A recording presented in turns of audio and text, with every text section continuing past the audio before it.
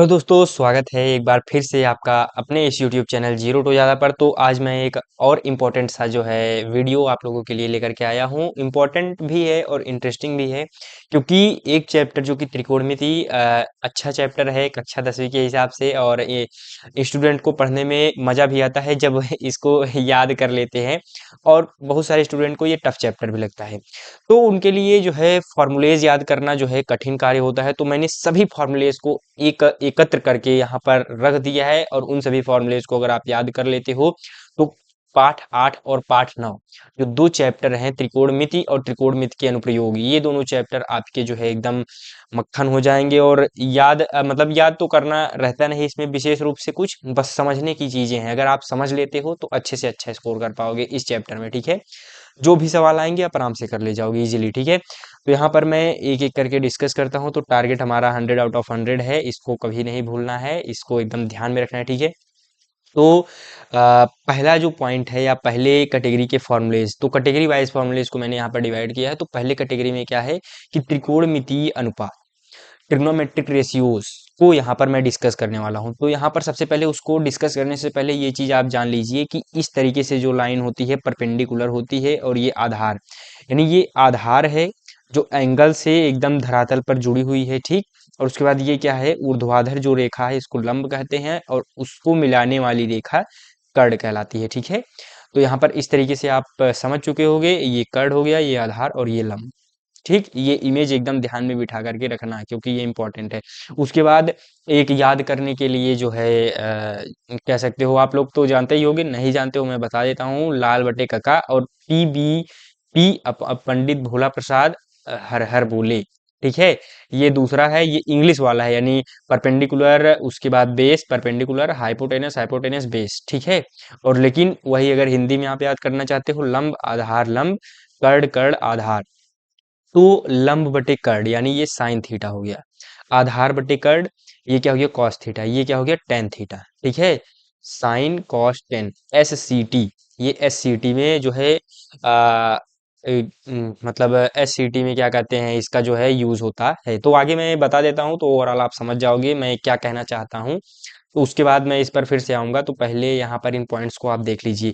तो यहाँ पर पहला पॉइंट क्या है, साइन थीटा लंब बटे कर्ण, कॉस थीटा आधार बटे कर्ण, टेन थीटा लंब बटे आधार। ये पेन नहीं चल रहा है सही से, ग्रीन कलर ले लेता हूँ। तो यहाँ पर आप देखो, यहाँ पे साइन थीटा लंब बटे कर्ण, तो इस फॉर्मूले को आप यहाँ पर ध्यान दो, साइन थीटा लंब बटे कर्ण कर्ण, ठीक है, या परपेंडिकुलर अपॉन हाइपोटेन्यूस। तो इसको छोड़ दो अभी, केवल हिंदी मीडियम के छात्र हैं हम लोग, तो हिंदी में ही पढ़ेंगे, ठीक है। और कॉस थीटा क्या हो जाएगा, आधार बटे कर्ण। तो यहाँ पे क्या हो जाएगा, आधार बटे कर्ण, देखो। उसके बाद टी यानी टेन थीटा क्या है, लंब बटे आधार, लंब बटे आधार, ठीक। कोसिक साइन का उल्टा कोसिक होता है, तो कर्ण बटे लंब, यहाँ पे लंब बटे कर्ण था तो कर्ण बटे लंब। कॉस का उल्टा सेक थीटा होता है, तो कर्ण बटे आधार, टेन का कॉट होता है तो आधार बटे लंब, ठीक है। तो यहाँ तक आप समझ चुके होंगे, आगे बढ़ते हैं। तो नेक्स्ट जो कि दूसरे टाइप का जो है, या दूसरा आप कह सकते हो, ये इंपॉर्टेंट है, आप लोग इसको जो है एनसीईआरटी की किताब में देख भी चुके होंगे। तो त्रिकोणमितीय सारणी, ठीक है। त्रिकोणमितीय सारणी में यहाँ पे सीरियल नंबर, तो यहाँ पे जो है एंगल्स के बारे में यहाँ पर बताया गया है मेनली। तो जो कुछ है जो है गोल्डन एंगल्स है, जैसे 0 डिग्री, 30 डिग्री, 45 डिग्री, 60 डिग्री और 90 डिग्री। इसके आगे भी होता है, लेकिन टेंथ में 90 डिग्री के ऊपर ही या 90 डिग्री तक ही बात किया गया है, तो हम भी केवल 90 डिग्री तक ही इसका अध्ययन करेंगे, ठीक है। तो साइन थीटा के लिए क्या हो गया, 0 डिग्री के लिए इसकी वैल्यू 0 होती है, और 30 डिग्री के लिए साइन थीटा की वैल्यू 1/2, 45 डिग्री के लिए 1/2, 60 डिग्री के लिए कर्डिम 3/2, और 90 डिग्री के लिए 1। इसको याद कराने की टेक्निक मैं नेक्स्ट वीडियो में बताऊंगा। अभी इस वीडियो में ओवरऑल आप इस चार्ट को जो है ध्यान में रख लीजिए, याद कर लीजिए। देखो ओवरऑल अगर आप सिंपली इसे याद करते हो मेरे भाई, तो बहुत अच्छा है, नहीं तो ट्रिक्स एंड टिप्स मैं वो बता ही दूंगा। हाँ, अभी यहाँ पे एक जो है, एक ऊपर ऊपर से बता देता हूँ। केवल और केवल आप साइन थीटा का याद कर लो, उसके बाद बाकी सभी चार्ट आप बना सकते हो, ठीक है। इजीली चार्ट बनाने के लिए आप बिना देखे चार्ट बना सकते हो, केवल और केवल एक काम आपको करना है, इसको याद कर लेना है। तो 0 डिग्री के लिए 0 हो गया साइन में, उसके बाद 30 डिग्री के लिए एक आधा, 45 डिग्री के 1/2, 60 डिग्री के लिए कर्डिम 3/2, 90 के लिए एक, यानी 0 के लिए 0, 90 के लिए एक, बाकी ये तीनों आप याद कर लो। तो यहाँ तक हो गया। अब उसके बाद अब कॉस के लिए कैसे करोगे, इसी का उल्टा। अब यहाँ पे जो 0 पे है वो 90 पे लेके आओ, जो 30 पे है वो 60 पे आ गया, जो 45 पे है 45 पे, जो 60 पे है उसे मैंने 30 पे लेकर के आया, उसके बाद 90 पे है उसको मैंने जीरो कर, ठीक है। उसके बाद 10 में क्या करना है, इसको बटे में कर देना है, बटे में कर देने के बाद 10 आ जाएगा, उसके बाद ऐसे डिफरेंट करके ऐसे ऐसे आप निकाल सकते हो। तो ओवरऑल इसको मैं बताता रहूंगा तो टाइम ज़्यादा जाएगा, इसके लिए एक सेपरेट 5 मिनट की वीडियो मैं बना दूंगा, उस पर आप देख लेना। आगे बढ़ते हैं। तो उसके बाद अगला जो है पॉइंट है त्रिकोणमितीय अनुपातों का आपस में संबंध, ठीक है। तो यहाँ पर एक सेकेंड सही से कर लें। हाँ, त्रिकोणमितीय अनुपातों का आपस में संबंध, तो रिलेशन यहाँ पर देखते हैं, साइन थीटा को 1 अपॉन कोसेकेंट थीटा लिख सकता हूँ, और कॉस थीटा को 1 अपॉन सेक थीटा लिख सकता हूँ, और टेन थीटा को 1 अपॉन कॉट थीटा, ठीक है, इस तरीके से। उसके बाद cosec theta 1 upon sine theta, sec theta 1 upon cos theta, cot theta 1 upon tan theta, ये वही चीजें हैं। उसके बाद यहाँ पर देखो sine theta into cosec theta, यानी जब इसको मैं यहाँ पर लेकर के जाऊंगा तो ये मल्टीप्लाई में हो जाएगा, बचेगा क्या 1, तो वही यहाँ पर मैंने लिखा है, ठीक है। इसको जब मैं यहाँ पर लेके जाऊंगा तो बचेगा क्या, cosec theta cos theta equal to 1, वही लिख दिया हूँ यहाँ पर भी उसी तरीके से, ठीक है।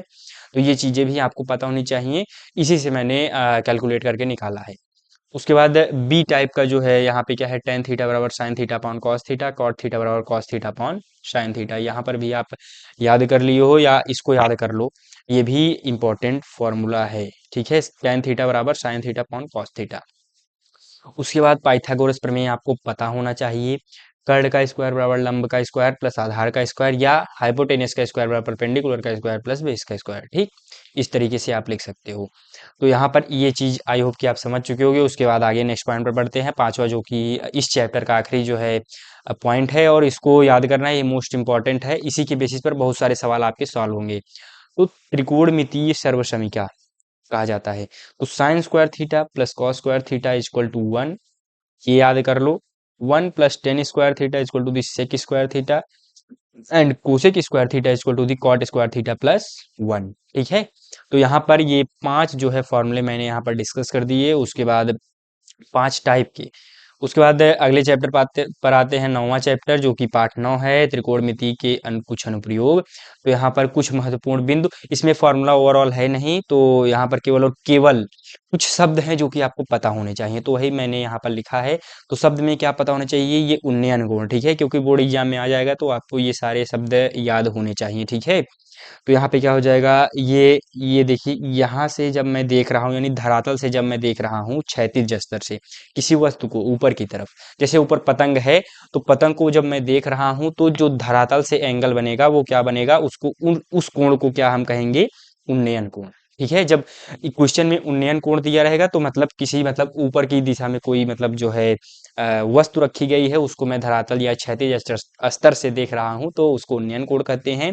और उसके बाद अनुमान कोण क्या कहते हैं, अगर सपोज मैं छत पर हूँ और छत पर से मैं किसी वस्तु को देख रहा हूँ, जैसे कोई फुटबॉल रखा हुआ है या वॉलीबॉल की गेंद रखी हुई है या कुछ और चीज रखी हुई है, तो उस वस्तु को जब मैं देख रहा हूँ तो उसके क्षैतिज स्तर से बना कोण जो थीटा होगा उसको मैं अवनमन कोण कहता हूँ, क्या, अवनमन कोण। और इसको मैं क्षैतिज स्तर कह दूंगा और इसको क्या कहूंगा, ऊर्ध्वाधर स्तर, ठीक। ये जो यहाँ पर है ये धरातल से जुड़ा हुआ है, इसको मैं क्षैतिज स्तर कहूंगा, और जो इस तरीके से परपेंडिकुलर वाला है उसको मैं क्या कहूंगा, ऊर्ध्वाधर। तो ये शब्द आपको पता होने चाहिए। पहला क्या, दृष्टि रेखा, जो कि ये इस रेखा को क्या कहूंगा, दृष्टि रेखा। और यहाँ पर भी ये रेखा जो क्या है, दृष्टि रेखा, यानी आंख और वस्तु के जो है कांटेक्ट से जो सीधी रेखा बनती है उसको दृष्टि रेखा कहते हैं, ठीक है। और उसके बाद ऊर्ध्वाधर स्तर, क्षैतिज स्तर, उन्नयन कोण, अवनमन कोण, आई होप कि आप समझ चुके होंगे। तो इस चैप्टर में बस इतना ही चीज बताना था, इंपॉर्टेंट पॉइंट्स तो मैंने यहाँ पर बता दिए। तो ओवरऑल 9वां चैप्टर भी फिनिश होता हुआ, तो मैंने यहाँ पर 2 चैप्टर्स को डिस्कस किया, और अगर आप इन चैप्टर्स को अच्छे से रिवाइज कर लिए हो या फॉर्मुलेस को, तो उसके बाद अब आप फटाफट से सवाल को सॉल्व करो, कोई भी प्रॉब्लम नहीं आएगी मेरे मित्रों। तो लगभग 10 मिनट की वीडियो हो चुकी है, तो इसी के साथ चलते हैं, बाकी नेक्स्ट चैप्टर में मिलेंगे इंटरेस्टिंग से टॉपिक के साथ। तब तक के लिए धन्यवाद, राधा स्वामी।